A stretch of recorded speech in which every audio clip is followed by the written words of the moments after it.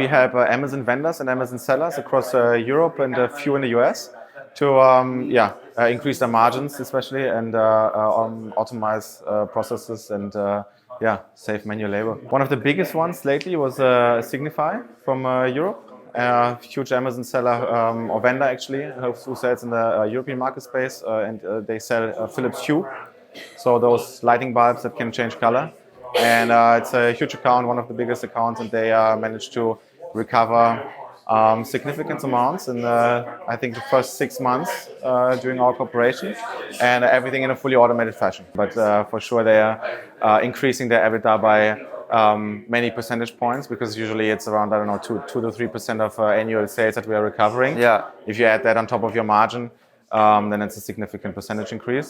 And if you think that's automated process without any manual labor involved. Always comes one thing to mind. The first vendor that we brought in Europe, they were the first and they were the most skeptical. They had so many questions. Well, it was great for us to understand the platform and then really be able to answer all of their questions. But then when we started, the COO called me and said, like, Henrik, this is amazing. I just saw the recovery of 80K coming back in, I think it was 2 or 3 weeks.